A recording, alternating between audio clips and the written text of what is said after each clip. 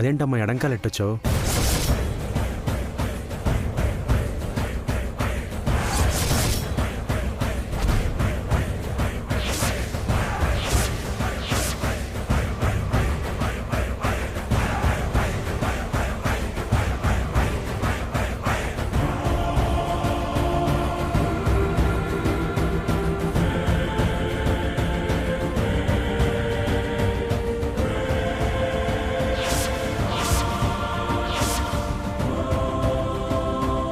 కుడికాలు ఎట్టు రావాలని చెప్తూనే ఉన్నాం కదా. కావాలనే పెట్టినట్టుంది. కావాలని ఎందుకు పెడుతుంది? ఏదో ఆలోచనలో మర్చిపోయి ఉంటుంది. సరే పదండి, దేవుడి దగ్గర దీపం వెలిగిదురు గాని. రండి.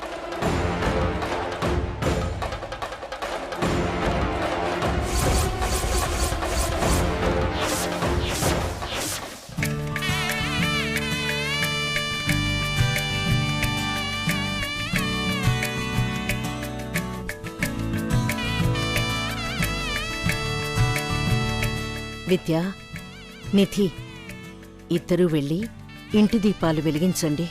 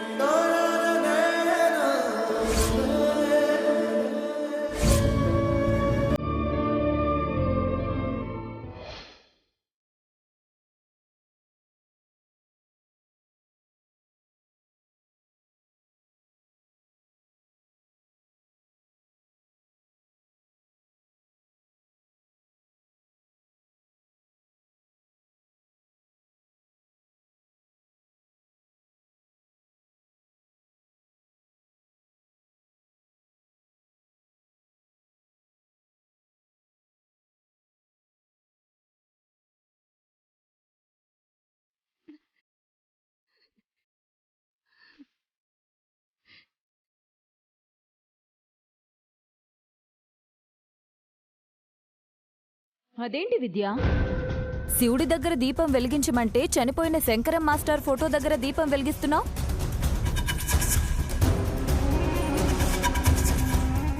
శివయ్యలాగా శంకరం మాస్టర్ గారు కూడా దేవుడే కాబట్టి.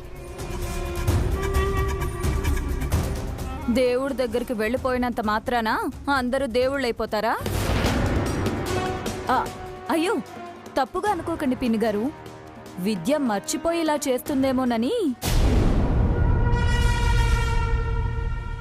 శంకరం మాస్టారు మంచి గురువు, నా భర్తకి తండ్రి, నాకు మావయ్య. పైగా నలుగురికి విద్య నేర్పించి మంచి మాటలు నడవడిక నేర్పించిన గొప్ప వ్యక్తి. అంతకు మించిన దైవం ఉంటుందా వదినా? మంచి మాటలు మంచి నడవడిక నేర్పించడం కాదు, ముందు ఆయన నేర్చుకోవాలి కదా. ఆయన చేసిన మోసాన్ని మీ నాన్న మర్చిపోయినా చుట్టుపక్కల ఊళ్ళో ఉన్న జనాలు ఇంకా మర్చిపోలేదు విద్య. మా నాన్న మోసం చేయలేదు, అలాంటి వ్యక్తి కూడా కాదు. తండ్రి కాబట్టి నీకు, భర్త కాబట్టి మీ అమ్మగారికి ఆ మాత్రం ప్రేమ ఉండడం సహజమే. కానీ చిట్ ఫండ్ కంపెనీలో డబ్బులు ఏమయ్యాయి?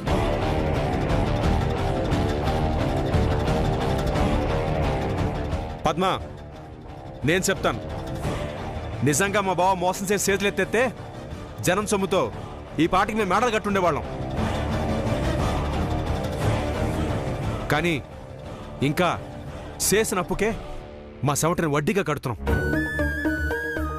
తమ్ముడి మీద నమ్మకంతో సిట్ ఫండ్ కంపెనీని వీరేశానికి అప్పగిస్తే ఆడు మోసం చేసి మా బావ సావుకు కారణం అయ్యాడు.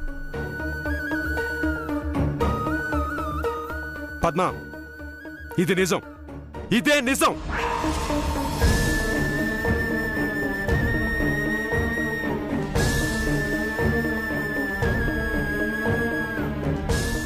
వీరేశం మోసం విలువ మా బావ సావైతే మా బావ పరువు విలువ మా అక్క ప్రాణం.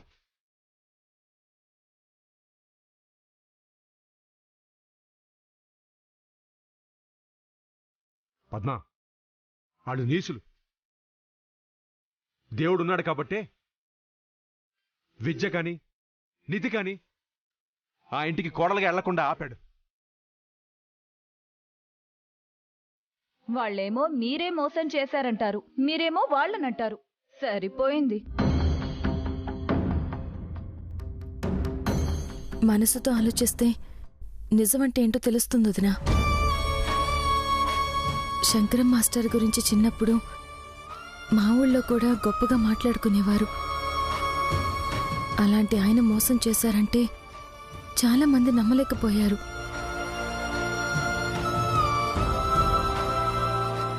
ఎందుకంటే ఆయన అలా చెయ్యరు, చేయలేదు కాబట్టి.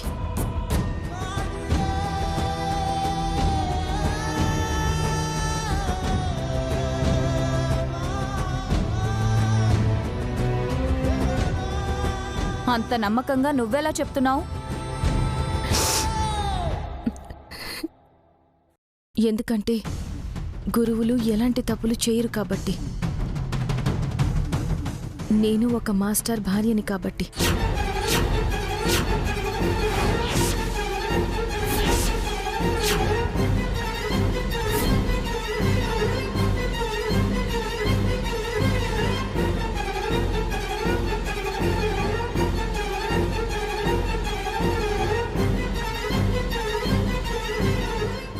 ఏంటి మావయ్య ఇది?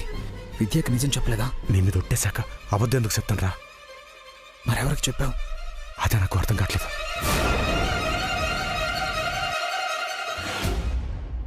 అసలు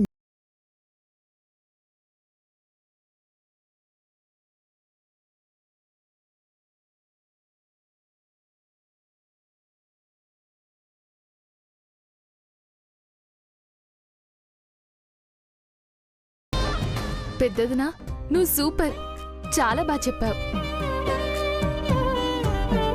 ఈ దత్తారింట్లో వాళ్ళని ఒక దీపం పెట్టి తన వైపు తిప్పేసుకుంది. నేను నిధి వైపు నుండి చిచ్చు పెట్టిస్తా. అమ్మ పద్మ, రేపు సత్యనారాయణ వ్రతం ఉంది. నువ్వు కొంచెం ఉదయాన్నే వచ్చేస్తే విద్యకి నిధికి తోడుగా ఉన్నట్టుంటుంది. అలాగేనండి. గణపతి, మీ మావయ్యకి మురళి వాళ్ళకి నువ్వే ఫోన్ చేసి చెప్పు. అలాగే అమ్మా.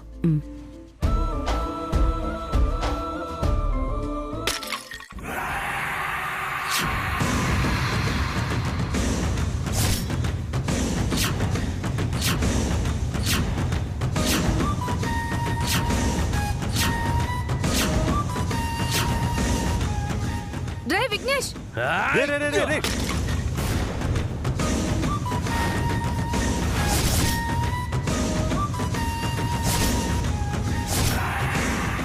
విఘ్నేష్, ఏంట్రా ఇది? ఏం చేస్తున్నావు? ఏంట్రా ఇది? రే, వాళ్ళ మీద కోపాన్ని ఇక్కడ చూపిస్తే మన వస్తువులే కదరా పాడయ్యేది. నువ్వు అసలు తల్లివేనా? కొడుకు బాధం చూడకుండా వస్తువులు పగులుతున్నాయంటున్నావు. అందరూ కలిసిన గుండెల మీద తన్నారు. వదలను వాళ్ళనే. ఎందుకు వదులుతాంరా? వదలం. ఆదినారాయణ కాకపోతే రామారావు వాళ్ళ సంబంధం చేసుకుందాం. వాళ్లకు 100 కోట్ల ఆస్తుంది, పైగా ఒక్కతే కూతుర్రా. పెళ్ళామే కావాలనుకుంటే ఎవరో ఒకరిని చేసుకోవచ్చమ్మా, కానీ నాకు కావాల్సింది పెళ్ళాం కాదు, ఆ విద్య. దాన్ని చూడగానే మనసు పడ్డానమ్మా.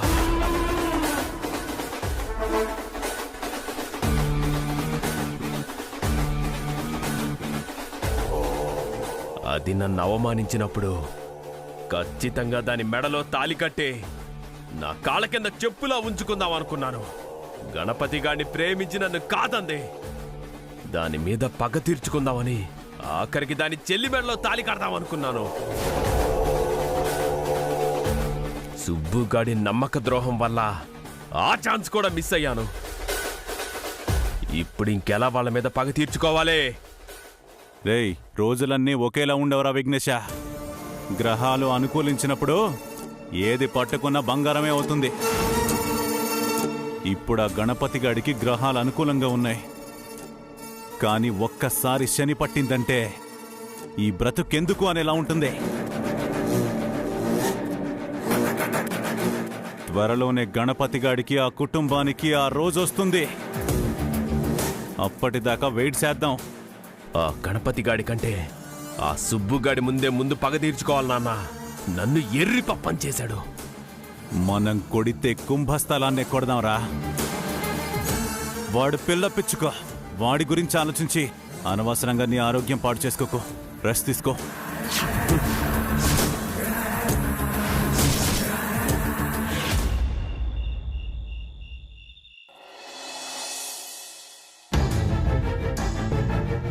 గురువులు ఎలాంటి తప్పులు చేయరు కాబట్టి, నేను ఒక మాస్టర్ భార్యని కాబట్టి.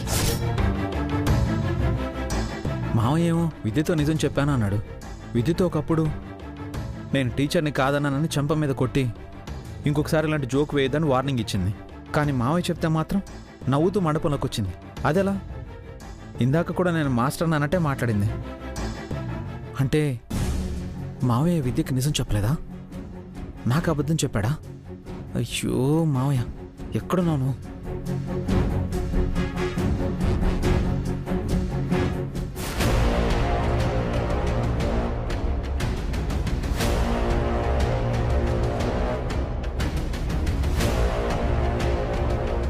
పెళ్లి కాకముందంటే పెళ్ళి అవుతుందో లేదో అన్న టెన్షన్లో ఉన్నారు అనుకోవచ్చు. ఇప్పుడు కూడా ఏం టెన్షన్ ఉంది? మాస్టర్ని ఆట పట్టిద్దాం.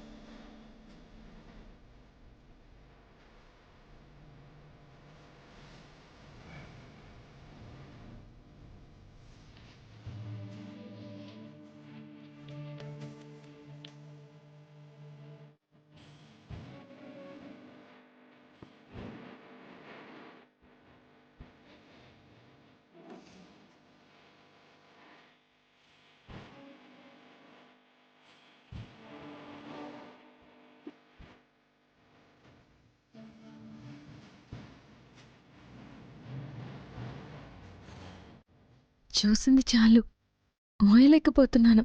కాస్త పైకి లేస్తారా? ఏంటి మాస్టారు, మీకు అంతలా గిలిగింతలుంటాయా? చాలా. ఇంకెప్పుడు అలా గిలిగింతలు పెట్టకు. సరే. అదేంటి సరే అంటూనే కాదన్నట్టు తల అడ్డంగా ఊపుతున్నావు? ఆడవాళ్ల మాటలకు అర్థాలే వేరులే అంటే ఇదే మాస్టారు. ఇంతకీ నువ్వు ఇప్పుడేమన్నట్టు? మనసుతో ఆలోచిస్తే సమాధానం అర్థమవుతుంది. విద్య, నీకు నా మీద కోపం లేదా? ఎందుకు? అది అది నేను అల్లుడు అల్లుడు మీరేదో పర్సనల్స్ మాట్లాడుతుంటున్నారుగా, నేను మళ్ళీ వస్తా. అయ్యో పర్వాలేదు బాబాయ్, పర్సనల్ ఏం కాదు. నాకు లోపల పని ఉంది, మీరు మాట్లాడుకోండి. అట్టగేనమ్మా.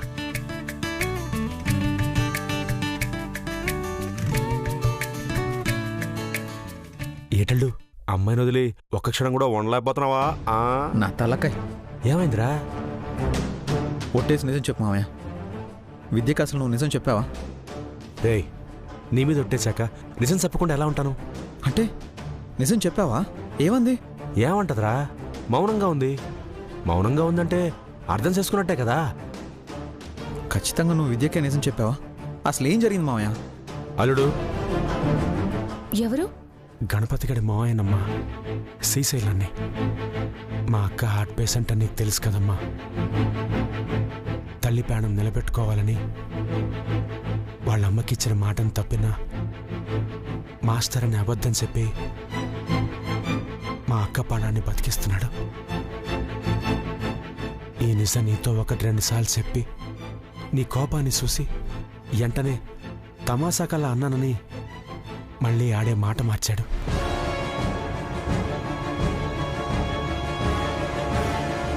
నువ్వు చెప్పేది నిజమే కదా? విద్యను చూసావు కదా? అల్లుడు, పెళ్ళిలో నేను మందు తాగలేదు. అందుకే ఆ అమ్మాయి మొహం చూసే ధైర్యం లేక ఇదిగో ఇలా తల దించుకుని పక్కకి చూస్తూ చెప్పాను.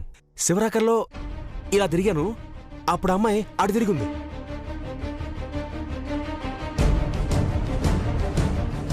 కన్ఫర్మ్. అయితే నువ్వు చెప్పింది విద్య కాదు, ఇంకెవరికో మావయ్య. లేదురా, పెళ్లి కూతురు సీరియల్లో ఉన్న అమ్మాయికే చెప్పాను. ఏ కలర్ చీర?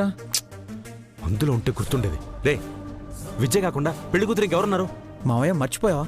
ఆ రోజు నిధి పెళ్లి కూడా జరిగింది. అంటే నేను నిధికి చెప్పానంటావా? అంటావా కాదు, కన్ఫర్మ్.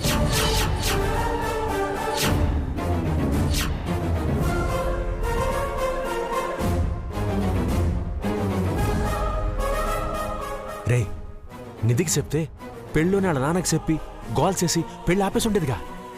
ఆ, అది నిజమే మావయ్య, కానీ రే, కానీ లేదు ఏం లేదు. అనవసరంగా నువ్వు కంగారడి నన్ను కంగారట్టుకో. రే, ఇంకో 3 నెలల్లో బీఈడీ పరీక్షలు ఉన్నాయిగా, అవి బాగా చదివి పాస్ అయిపో.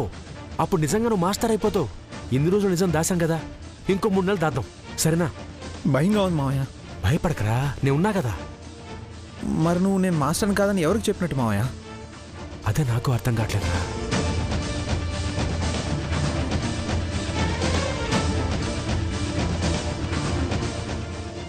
ఆహా,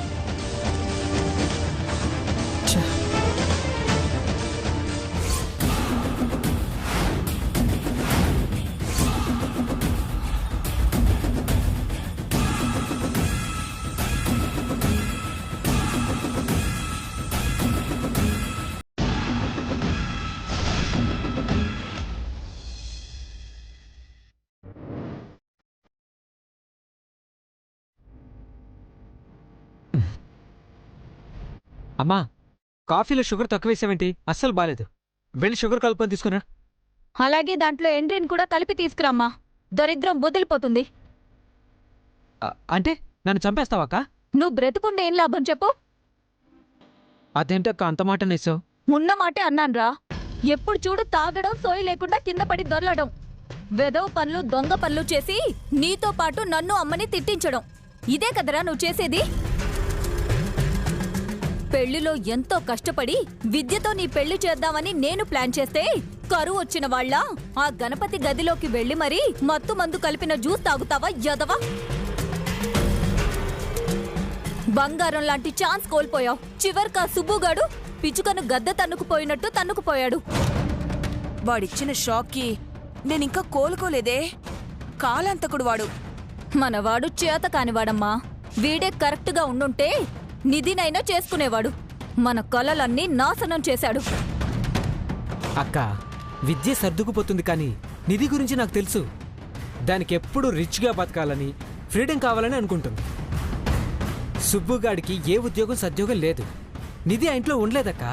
త్వరలోనే వాడిని వదిలేసి పుట్టింటికి వచ్చేస్తుంది. అప్పుడు నిధిని నేను చేసుకుంటాను.